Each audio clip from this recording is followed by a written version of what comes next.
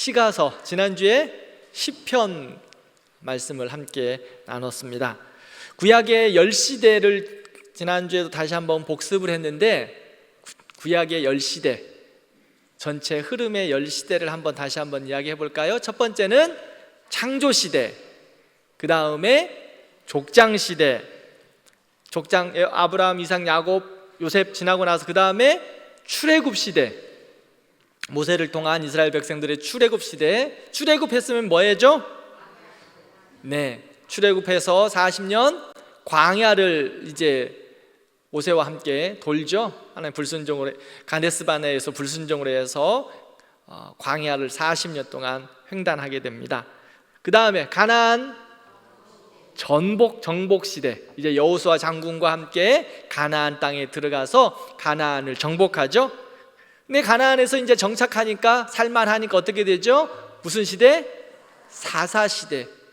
자꾸 하나님의 말씀을 벗어나는 거예요. 그럼 다시 회개하고 기도하면 하나님 다시 살려주시고, 또 다시 사사를 세워서 또 그들을 가르치시고, 또 죄짓고, 7번의 악순환의 모습을 볼 수 있죠. 사사시대. 그 다음에는요, 통일왕국시대.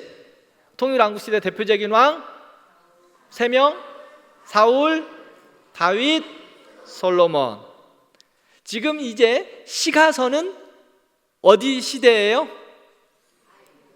통일왕국시대의 이야기를 지금 하고 있어요. 통일왕국시대에 일어난 이야기들을 하고 있습니다. 거기에서 이제 첨가로 되어지는 시대적인 배경이에요. 그 다음에 통일왕국시대, 그 다음은 무슨 시대? 이제 분열왕국시대. 나라가 솔로몬 이후에 두 나라로 나눠지죠. 그 다음에는요, 네, 포로시대. 나라가 남유다와 북이스라엘이 이제 멸망을 하고 포로로, 바벨론 포로로 잡혀갑니다. 그 다음에는요, 포로 귀환시대.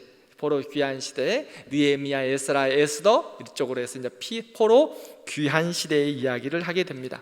시가서는 언제 기록되어진 거라고요? 통일왕국시대에 기록되어진 통일왕국시대를 다루고 있어요. 자, 오늘은 이제 시가서의 두 번째 잠언 이야기를 말씀을 나누도록 하겠습니다. 98페이지요. 잠언하면 떠오르는 단어가 무엇입니까? 지혜. 그렇습니다. 잠언하면 지혜가 떠오릅니다. 자, 98페이지 A번인데요, 우리 한번 잠언은 하고 있는 그 A를 한번 읽어보도록 하겠습니다. 시작. 잠언은 하나님의 백성이 매일 삶 속에서 실제적인 문제들을 성공적으로 다룰 수 있도록 하나님의 자세한 가르침을 제공한다. 이는 하나님, 부모, 자녀, 이웃, 정부와 어떻게 관계를 맺을 것인가에 관한 가르침이다. 잠언의 주요 저자인 솔로몬은 삶의 문제들을 다루는데 필요한 상식과 하나님의 관점을 뚜렷하게 기억할 수 있도록 시, 비유, 간결한 질문, 짧은 이야기, 지혜로운 금언 등을 혼합해서 사용한다. 잠언은 대부분 이행연시로 이루어졌으며 젊은이들에게 세상에서 도덕적으로 유익하게 살 수 있는 방법에 대한 지침을 제공하고 있다. 네. 잠언서는요, 우리가 말씀드렸듯이 지혜서예요. 지혜서. 하나님의 백성들이 이 땅 가운데 어떻게 살아가야 될 것인가에 대한 부분들에 대한 지혜서를 하나하나 조금은 더 세밀하게 가르쳐주고 있어요. 때로는 시로, 때로는 비유로, 때로는 간결한 직설적인 문장으로 잠언서에서 우리의 지혜를 가르치고 있습니다. 이 지혜서를 어떻게 이야기할 수 있을까? 이 이야기하는 것보다는 잠언서는 우리 성경 말씀을 다 똑같이 읽어야 되지만 매일매일 읽어서 하나님의 지혜를 나의 지혜로 삼는 것이 가장 중요합니다. 잠언은 몇 장까지 있을까요? 31장까지 있습니다. 31장까지. 한 달은 며칠? 30일, 때로는 31일. 자, 그러면 잠언서는 하루에 몇 장씩 읽을 수 있겠어요? 하루에 한 장씩을 읽으면 한 달에 한 번 읽을 수 있습니다. 잠언서는 한 달에 한 번. 자, 여러분, 나는 참 지혜롭고 싶다. 그리고 우리 가정을 지혜롭게 섬길 수 있었으면 좋겠다. 우리 자녀들이 지혜로우면 좋겠다. 그럼 무엇을 하면 될까요? 아이고, 잘하시네요. 잠언서를 읽으면 돼요. 제가 우리 이제 아이들이 둘이 있잖아요. 목사인데 이 아이들을 참 믿음으로 잘 키우고 싶은데 솔직히 말씀을 드리면 자신이 별로 없었어요. 이 아이들을 정말 하나님의 사람으로 잘 양육하기를 바라는 마음으로 키워가는데 자신이 없더라고. 근데 한날 하나님이 지혜를 주셨어요. 네가 하려 하지 말고 하나님의 지혜인 지혜서를 읽혀라. 그래서 잠언을 읽기 시작했어요. 하나님의 말씀. 뭐 지금 이제 우리 아이들 얼마 자라지 못했어요. 이제 뭐 20대인데요. 하나님이 잘 인도해 주실 것 같아요. 여러분들, 제가 그래서 우리 청년들이나 우리 젊은 세대들에게 만나면 꼭 이야기하는 게 있어요. 나 우리 아이들 아직 키우고 있는 입장이지만 내가 당신 저보다 젊은 세대들에게 목사로서, 그리고 또 그냥 아빠로서, 당신들보다 조금 먼저 산 신앙인으로서 생각해 보는데 진짜 애들 키우는 거 쉽지 않더라. 근데 하나님이 나에게 지혜 주신 방법이 뭐냐면 잠언서를 익히는 거였다. 한번 너희들도 한번 해봤으면 좋겠다. 내가 우리 청년들, 또 저보다 조금 젊은 세대들 신방 가면 그 이야기 꼭 해요. 잠언서를 좀 읽어라. 그리고 가정예배 드려라. 가정예배 어렵지 않다. 그냥 매일매일 그냥 잠언서 한 장 읽고 기도하고 마쳐라. 뭐 목사처럼 설교하려 하지 말고. 그리고 애들도 싫어한다. 저도 집에서 우리 애들 제가 설교하려고 그러면 싫어해요. 아빠 그 맛. 예. 안 해. 저도 잘 안 해요. 저도 잘 안 하는 게 아예 안 해요. 뭐 하는 줄 알아요? 그냥 잠언서만 읽어요. 잠언서만. 하나님이 지혜 주시면 하나님이 키우시고, 의로 교육하기에 유익하신 하나님의 말씀으로 하나님이 우리 아이들 키워주시라 믿고, 교회도 가정도 우리의 삶도 지혜의 근본은 하나님이시잖아요. 그러면 지혜서라고 하는 잠언서를 읽는 거예요. 잠언서 읽으면 어려워요? 잠언서는 읽으면 다 알아들을 수 있어요. 다 이해할 수 있어요. 별로 어려운 말도 없어요. 뭐 구약적인 역사적인 배경도 그런 건 없어요. 그냥 시, 간결한 언어, 문장, 비유, 때로는 직설적으로, 또한 간접적인 비유로 다 알아들을 수 있도록 지혜를 설명해 주고 있어요. 그러니까 여러분, 잠언서는 지혜서인데 그 말씀을 매일매일 읽어야 된다. 매일매일 읽어야 된다. 하나님의 백성으로 어떻게 살 것인가, 구체적으로 실제적인 내용들이 있기에 실제적인 지혜의 유익을 얻을 수 있어요. 그러므로 읽으셔야 합니다. 자, 98페이지 잠언서 한눈에 보기 한번 볼까요? 1장은 지혜의 주제를 좀 볼게요. 잠언의 목적인데요, 주제는 주제와 목적이에요. 자, 서론. 그 다음에 주제 두 번째 1장 8절에서부터 30장까지는요 아버지의 훈계예요. 아버지의 훈계. 아버지가 어떻게 잠언을 통하여 아들에게, 자녀에게 지혜를 주는가, 그 다음에 지혜의 원리에 대한 이야기를 하고 있고요, 30장부터 마지막 31장까지는 개인적인 고백이고요, 지혜에 대한 비교입니다. 빈칸을 안 해드리면 자꾸 물어보시니까 말씀을 드려요. 자, 스크린 나와 있죠? 이거 보시고 쓰시면 돼요.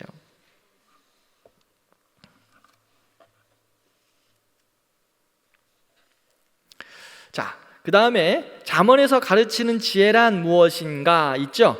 98페이지 마지막, 우리 같이 한번 읽어보겠습니다. 잠언에서 가르치는 지혜란, 시작. 잠언이 말하고 있는 지혜는 영리함이나 지성을 넘어선다.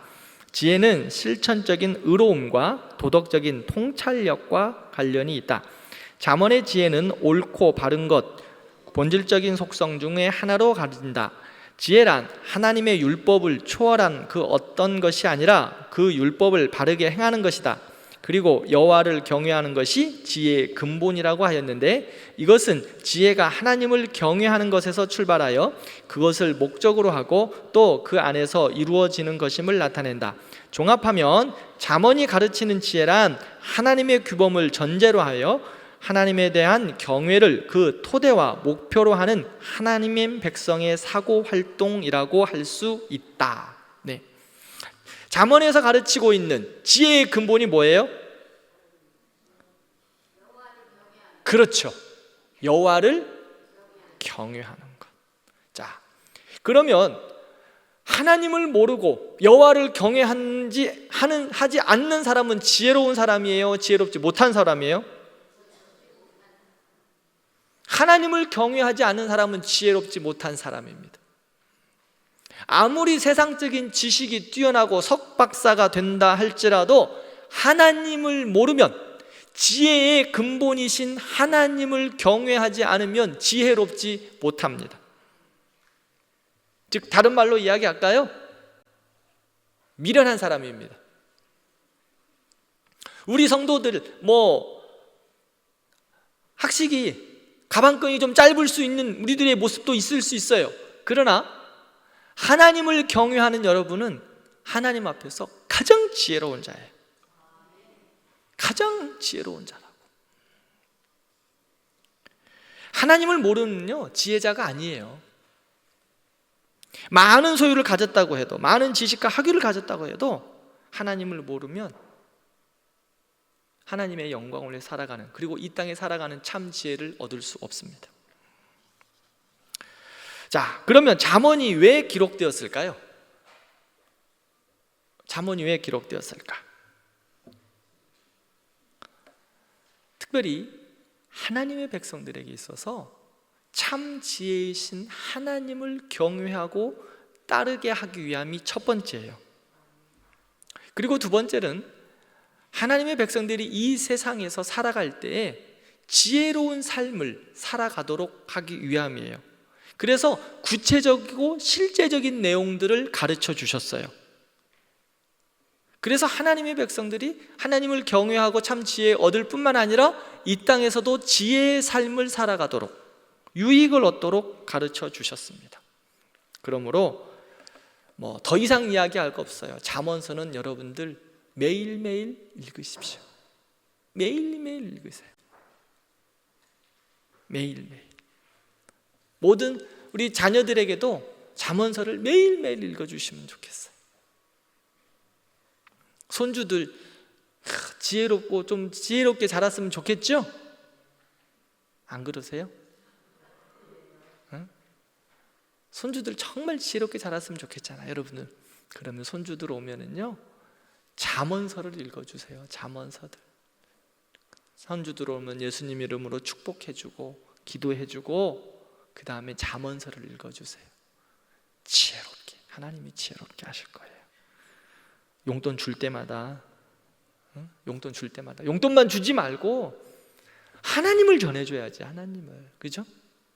용돈만 많이 줄라 하지 마시고 용돈 좀 나눠주더라도, 할머니 줄 것 같으면 한꺼번에 다 줘 그러지만 하나씩 주면서 잠언서를 읽을 때마다 주시면 읽어서 주시면 좋겠어. 자, 두 번째 전도서 이야기하겠습니다. 전도서. 자, 전도서 생각나는 단어, 우리 잠언하면 생각나는 게 뭐였죠? 전도서는 뭐가 생각나요? 네, 헛되다. 전도서는 헛되다라는 게 생각나요. 자, 전도서 99페이지 A번 한번 읽어보겠습니다. 시작. 이 세상의 모든 부를 누렸다는 솔로몬은 인간의 삶을 여러 면에서 살펴보았다. 전도서는 이 땅 위에서 의미와 만족을 찾으려는 노력을 서술한 영감 있는 기록이다. 그의 연구 결과는 하나님을 떠나서는 어떤 인생도 헛되며 소망이 없고 무익하다는 것이다. 전도서는요, 우리에게 가르쳐준 핵심이 뭐냐면 하나님 떠나서는 소망이 없고 하나님 떠나서는 아무 의미가 없다는 것을 말씀하고 있어요. 이 헛되다라는 이 단어가요, 헤벨이라는 그 히브리어 단어인데요, 수증기, 그다음에 뭐 단어, 이 단어가 호흡, 수증기 이런 뜻을 가지고 있어요. 수증기, 여러분 안개 어떻게 됩니까? 이따가 금방 사라져 버려요. 물을 끓여 보시면 아시잖아요. 뽀글뽀글 막 수증기 막 올라오는데 그게 영구하여 싹 사라져 버려요. 이게 바로 헛된 거예요. 사라져 버린다는 거예요. 언제 있었느냐는 것처럼 다 허무하게 없어져 버려요. 인생이 바로 이런 것이라는 거예요. 하나님 떠난 인생 다 그냥 없어져 버려요. 헛되는 거예요. 그런데 헛되지 않은 인생이 있어요. 앞에서 잠언서에도 이야기했던 것처럼 헛되지 않는 인생, 하나님을 경외하는 거, 하나님을 중심에 두고 있는 거. 자, 전도서 한눈에 보기 보겠습니다. 99페이지. 자, 전도서는 첫 번째 명제가 있어요. 모든 것이 헛되다. 솔로몬이 이야기해요. 모든 것이 헛되다. 모든 것이 헛된데 무엇이 헛되냐? 삶이 헛되다. 3장부터 7장까지는 삶이 헛되다. 그럼 헛되지 않는 삶을 어떻게 살아갈 수 있을 것인가? 7절부터 12장, 7장부터 12장까지는 하나님을 경외하라 라고 말합니다. 자, 구분을 한번 볼게요. 1장에서 3장까지는 모든 것이 헛되다라고 이야기했는데 인간들의, 사람들의 모든 업적과 경력과 능력들이 헛되다, 즉 한마디로 말하면 인간 업적의 헛됨, 이것을 말하고 있어요. 3장부터 7장까지는 소유가 헛되다라고 이야기를 합니다. 소유가 헛되다. 7장부터 11장까지는 그러면 소유가 헛된데 인간들의 모든 헛된 것에 대한 해답이 무엇인가? 무엇이 해답인가? 해답을 가르쳐주고 있어요.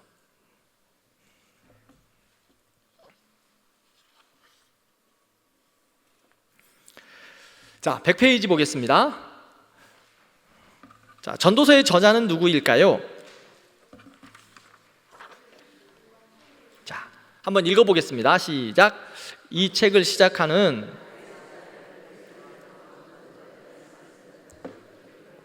전도서는 전통적으로 솔로몬이 자신의 노년에 썼을 것이라고 믿어왔다. 또 내용 가운데 저자는 다른 사람들과 비할 수 없는 지혜, 재물, 향락을 누릴 수 있음을 암시하고 있는데 이 모든 것이 솔로몬의 저작서를 입증하는 것이다. 그래요. 전도서는요, 정말 전도서가 많은 부를 누린 것을 표현하고 있어요. 우리가 알다시피 솔로몬처럼 많은 부귀와 영화를 누린 사람은 없어요. 제가 지난 그 사무엘 상하 이야기하면서 여러분들에게 말씀드렸는데 솔로몬은 누구 때문에 복 받았다? 솔로몬은 다윗 때문에 복 받았어요. 아버지 다윗 때문에 하나님이 솔로몬을 보호하시고 살려주시고 그 나라를 나누지 않으셨어요. 제가 그때 그래서 사무엘상 이야기하면서 여러분들에게 여러분, 부모님들 때문에 자식들이 산다. 다윗의 기도 때문에, 다윗의 하나님 나라의 충성 때문에 솔로몬은 그냥 덕본 사람이에요. 덕본 사람. 모든 부귀 영화를 다 누려서 성전 건축도요 솔로몬이 했죠. 누가 준비해 줬다? 다윗이 모든 걸 다 준비해 줬다니까요. 뭐 건축을 한 솔로몬도 수고하긴 했죠. 그러나 그의 아버지 다윗이 그를 위하여 기도하고 헌신하고 충성하고 하나님 앞에서 신실하게 쓰고, 그러므로 말미암아 다윗이 살았어요. 다윗을 통하여 솔로몬이 살았어요. 모든 부귀영화를 정말 다 누린 거예요. 다윗보다 더 부귀영화를 누렸어요. 그런데 부귀영화를 누리게 다윗이 솔로몬에게 남겨졌는데, 성경이 거기에 대해서 다 자세하게 이야기하고 있지는 않아요. 근데 참 안타까운 게 솔로몬이 하나님을 떠난다는 거예요. 저는 이것을 보면서 우리 부모 세대들이 정말 자녀들에게 남겨주어야 될 것이 무엇일까? 여러분들 통해서 여러분들 자녀가 믿음으로 복받기를 원해요. 때로는 평안하기도 하고 삶에 있어서 여유를 가질 수도 있고 이 땅 가운데서 평안하게 살아갈 수도 있어요. 그런데 하나님을 가르치고 하나님을 물려주지 않으면 3대가 못 가요. 제가 이걸 보면서 저 혼자 느끼는 거예요. 다윗이 솔로몬을 다른 걸 안 물려줬어도 믿음으로 키웠어야 했을 텐데, 지금보다도 더, 그러면 솔로몬 이후에 나라가 나눠지지도 않았을 것이고 더 하나님 앞에서 그 나라가 부흥했을 텐데, 그냥 다윗 통해서 솔로몬까지만 좋은 거야. 솔로몬까지만. 그래서 솔로몬이 얼만큼 좋은 줄 알아요, 여러분? 얼마만큼 누렸을까요? 시바야 왕이 왔는데 솔로몬의 지혜, 솔로몬의 가진 것을 보고 기겁한 거예요. 아프리카에서 온 거예요. 아프리카에서. 지금 솔로몬의 나라가 얼마만큼 정말 좋은가 구경 왔다니까요. 얼마만큼 좋은가, 그 나라 구경하러 온 거야, 한 나라 왕이. 그리고 그게 구경하러 왔을 때 그냥 구경하러 온 게 아니라 자기 조공을 바치려고 온 거예요. 그러니까 솔로몬의 그 나라가 얼마만큼 부귀했느냐 말로 할 수가 없어요. 정말 많은 것을 누린 사람이에요. 또 성경은 또 참 이런 걸 또까지 표현해놨어요. 후궁이 700, 첩이 300. 와, 1000명이야, 1000명. 진짜 힘들었을 거예요, 그죠? 얼마만큼 많은 것을 누렸는가를 단적으로 보여주고 있어요. 그런데 그가 그런 영화를 누리다가 마지막에 이제 그가 회개하면서 느끼는 것이 헛되다. 제가 그래서 지난번에 이야기했죠. 저희가 천국 가면 꼭 솔로몬 할아버지 한번 보고 싶다고. 꼭 보고 싶어, 진짜. 할아버지 왜 그랬어요? 한번 물어보고 싶어.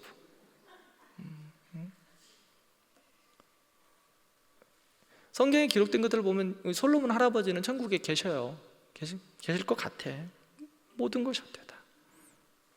참 그래도 깨달았으니까 다행이에요, 그죠? 자, 기록 목적을 한번 보겠습니다. 전도서 기록 목적. 자, C번, 100페이지 시작. 저자는 자신의 체험으로부터 현세의 영광이나 축복 그 자체가 인생의 목적으로 추구될 때는 절망과 공허만이 남게 된다는 것을 보여준다.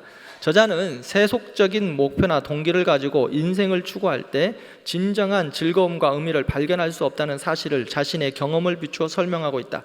이 세상은 수수께끼로 가득 찼으며 가장 어려운 수수께끼는 사람 자체이다. 그는 사람의 지혜에 한계가 있다는 것을 발견했다. 사람이 힘써 궁리하더라도 하나님의 뛰어난 섭리와 자신의 존재에 대한 궁극적인 의미를 발견할 수 없기 때문이다. 그러므로 이 전도서의 저자는 독자들에게 하나님의 모든 것을 그분의 섭리에 따라 정하셨음과 인간의 유한성을 받아들이도록 권고한다. 이와 같은 깨달음을 얻은 저자가 하나님을 경외하라는 말로 이 책을 끝맺는 것은 당연하다. 핵심 내용의 전개 한번 읽어보겠습니다. 1. 아무 목적 없이 되풀이되며 이해할 수 없는 모순같이 보이는 인생을 볼 때 그 사건들 가운데서 어떤 의미를 찾을 수 없기 때문에 모든 것이 헛되다는 결론을 짓는다. 그럼에도 불구하고 인생은 하나님이 주신 선물이라는 것을 깨달으며 아주 즐거운 생활을 누리는 것이 좋다. 지혜 있는 자는 하나님께서 결국 인간을 심판하실 것이라는 알고 하나님께 복종하면서 살아간다. 그래요. 하나님이 주신 우리에게 주신 선물들 이 땅 가운데 많습니다. 그래서 모든 것이 헛되기에 맨날 이렇게 힘들게 살아가라는 거 아니에요. 하나님이 주신 은혜 아래서 하나님을 경외하면서 하나님이 주신 분복을 누리면서 그 안에서 기쁘고 감사하게 살아가라는 거예요. 그것이 세상에 헛된 것을 추구하지 말고, 세상의 수증기와 같은 그 헛됨을 추구하지 말고요, 하나님을 경외하며 하나님이 나에게 주신 시간, 하나님이 주신 나에게 물질, 하나님이 주신 나에게 주신 삶 속에서 최선을 다하여 살아가라고 말씀하고 있는 거예요. 우리는요, 죽음을 피할 수 없어요. 다 돌아가게 되어 있습니다. 가져갈 때는요, 아무것도 가져갈 게 없어요. 그러기에 우리가 가진 것, 우리가 추구하는 것, 하나님 없이 추구하는 것 다 헛된 거예요. 수증기와 같다, 안개와 같다고 말하고 있어요. 그러면 헛되지 않는 인생을 살아야 되잖아요. 잠언서에 말씀하고 있는 것처럼 하나님을 경외하는 삶 살아야 되잖아요. 죽음 앞에 섰을 때, 여러분, 저는 우리 성도들이 죽음 앞에 섰을 때 솔로몬처럼 이런 고백하지 않았으면 좋겠어요. 저는 우리 성도들이 솔로몬보다 더 훌륭하고 더 영광스럽게 하나님 앞에 가리라고 저는 믿어요. 솔로몬은 부끄러워요. 제가 볼 때 얼마나 부끄러워. 하나님이 이 세상에 사람들이 좋아하는 그 모든 걸 다 주셨어요. 너무나 많아서 넘치고 흘렀어요. 마태복음 말씀처럼 누르고 흔들어서 하나님이 주셨다고. 우리에게도 하나님 때로는 그렇게 주세요. 그러면 그것을 어떻게 활용할 건가? 우리에게 주신 건강, 우리에게 주신 물질, 우리에게 주신 자녀, 우리에게 주신 삶, 우리에게 주신 믿음, 어떻게 살아갈 건가? 이게 중요하다는 거예요. 내가 많고 적음의 문제가 아니에요. 응? 어떤 이에게는 하나님이 100달란트, 어떤 이에게는 50달란트, 어떤 이에게는 10달란트 줄 수 있어요. 어떤 이에게는 1달란트 줄 수 있어요. 그러나 그 주신 것들을 어떻게 가지고 살아갈 것인가? 이게 중요하다는 거예요. 하나님이 나에게 다 주셨어요. 생명 주신 거 얼마나 감사해요. 그럼 그 생명 가지고 어떻게 살아갈 것인가? 100달란트 가진 자 부러워하지 말고 나에게 주신 삶 속에서 하나님을 경외하며 하나님의 영광에서 살아가라고 주님은 우리에게 말씀해요. 그러면 우리가 돌아갈 때 하나님 앞에서 솔로몬처럼 고백하지 않을 거잖아요. 하나님 앞에서 여러분들 어떻게 고백하고 싶으세요? 다 돌아갈 거예요. 돌아가시면서 아들은 내가 어디에다가 머리맡에다가 얼마 숨겨놨으니까 그거 가져가고, 딸은 넌 나에게 너무 잘했으니까 딸은 내 장롱 어디에다가 그거 진짜 그거 내놓은 거 있으니까 그거 가져가고. 그러실 거예요? 그러시지 않을 거잖아요. 그죠? 제가 늘 이야기하지만 그거 남겨줘봤자 싸운다니까. 내가 무지 많이 봤어요. 싸우는 사람. 많이 주면 안 싸울 것 같죠? 많이 주면 또 많이 줘서 더 많이 가지려고 싸우더라고. 아이고 주여.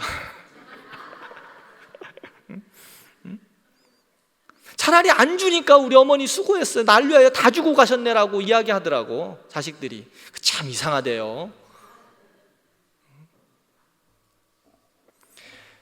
그러기에 우리가 자녀들에게 남기고 갈 수 있는 귀한 유산은 뭐예요? 여호와를 경외하는 거. 여호와를 경외하는 거. 솔로몬처럼 헛되다 하지 마시고, 사랑하는 우리 어른 세대 여러분, 솔로몬처럼 헛되다 하지 마시고 여러분들 주님 부르실 때 할렐루야 손들면서 가시기를 바라요. 얼마나 기뻐요. 하나님 앞에 가는데 내가 보기에는 솔로몬은 창피해서 그랬을 것 같아. 하나님 앞에 갈 거 생각, 하나님 앞에 이제 얼마나 창피해. 응? 얼마나 창피해. 그리고 남겨둔 첩과 후궁이 1000명인데 그것들 싸울 거 생각하니까 얼마나 창피해.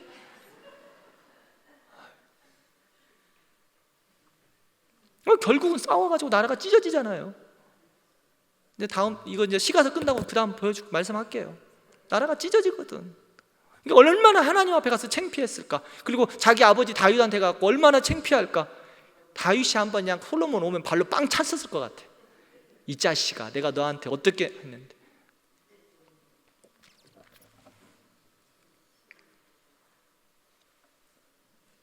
사랑하는 성도 여러분, 우리가 하나님 앞에 갈 때 남는 게 뭐가 있어요? 우리가 하나님 앞에 설 때 남는 것이 무엇이 있을까? 다 헛된데 남는 게 뭐가 있을까? 다 수증기처럼 다 날아가 버려요. 남는 게 뭐가 있을까요? 금? 금 남을까요? 금?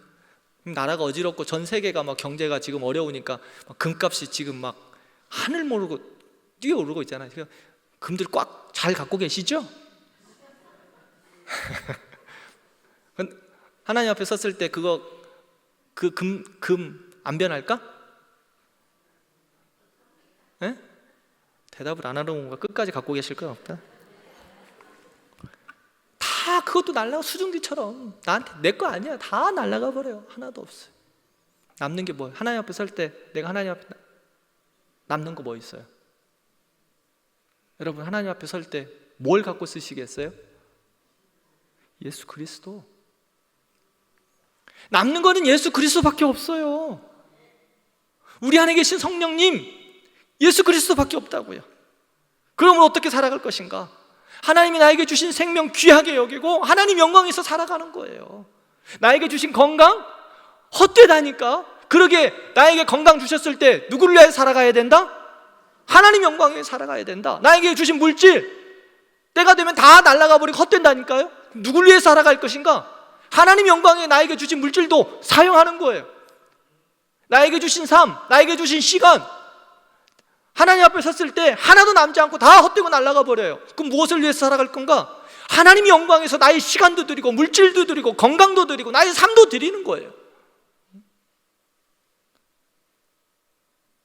맨날 좋은 것만 먹으러 가는 맛집 투어하는 우리 청년들 보면 내가 마음이 안타까워 죽겠어.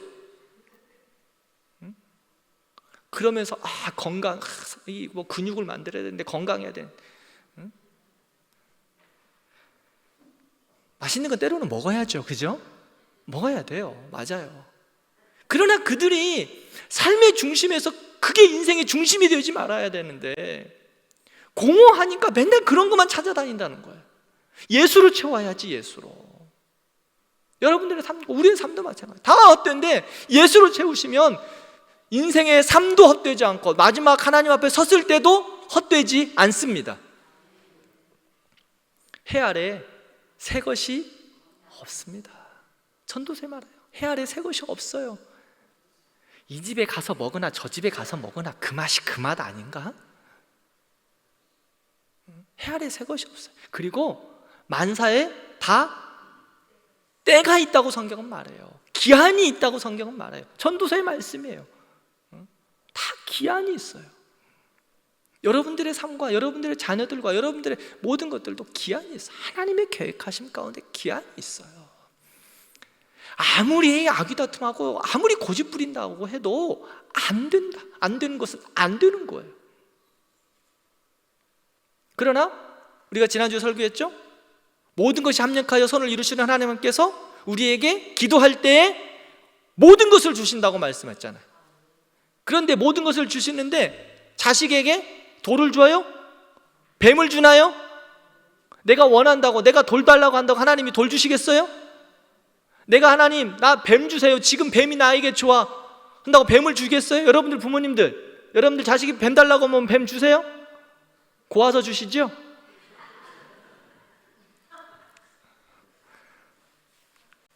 그러나 일반적인 부모들은 뱀 주지 않아요. 왜? 다치니까.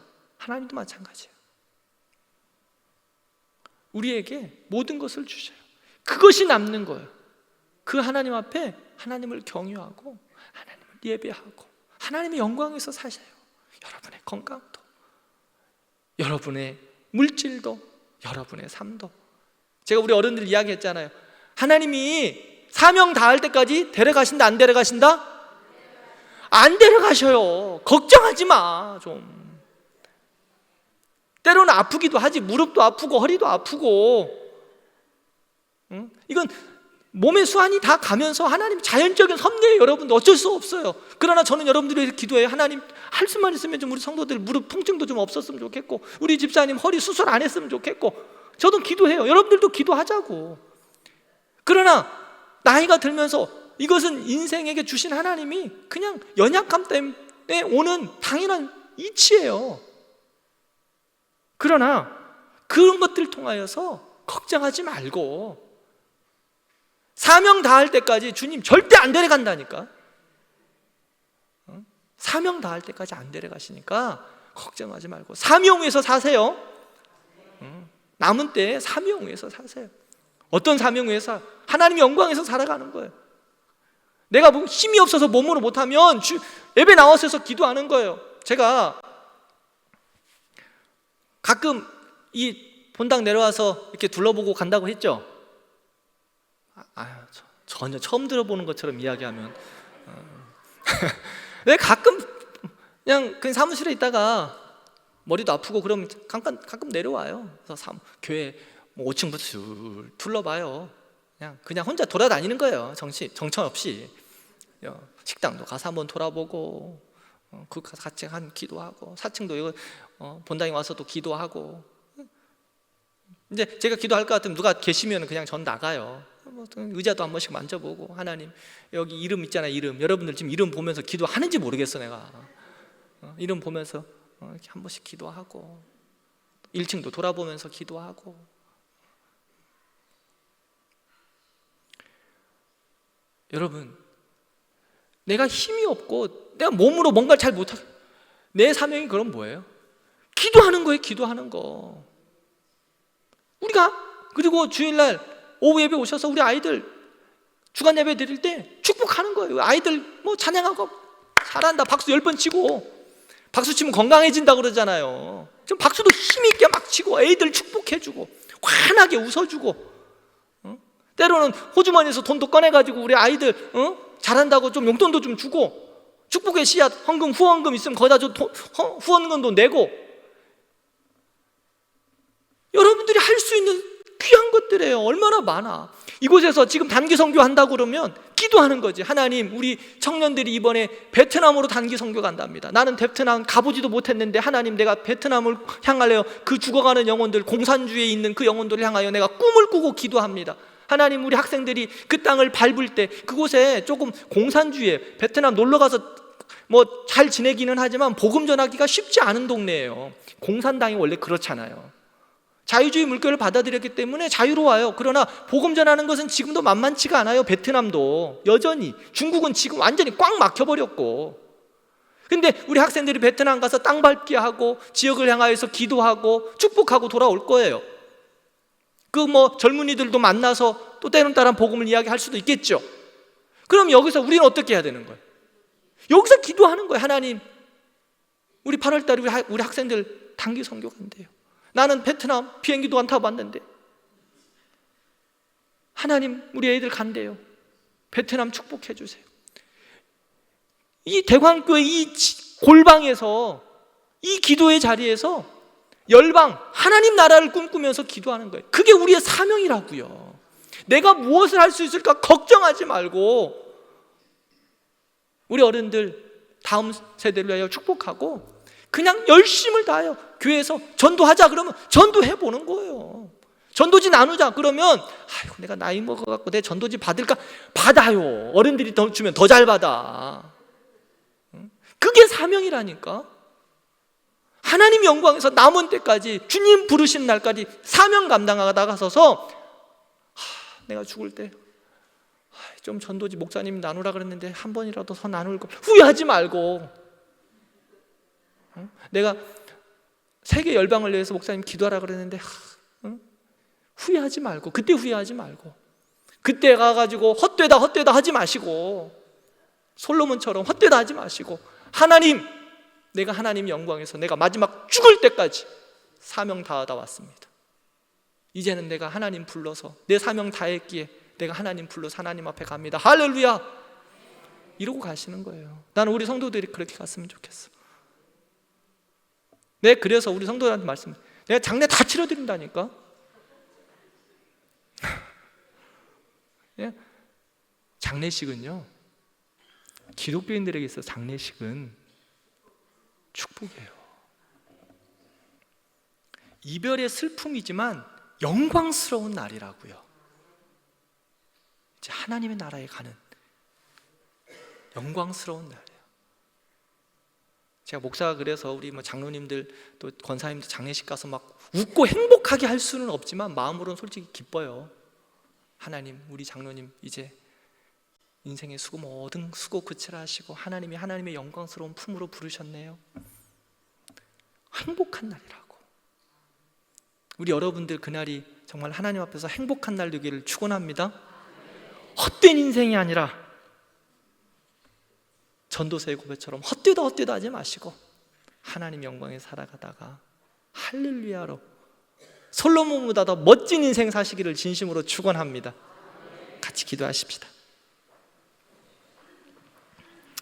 하나님, 세상은 다 헛되다고 이야기합니다. 수증기처럼 다 없어진 거라고 이야기합니다. 그러나 우리에게 없어지지 않는 것 있어요. 예수 그리스도. 우리에게 남는 것 있습니다. 하나님의 영광. 그러기에 우리에게 하나님 사명 주셔서 사명 다하는 날까지 우리가 살 수 있사오니 하나님 사명 위에서 살고 예수 그리스도의 영광 위에서 살아가는 우리들 되게 해주십시오. 같이 기도하겠습니다.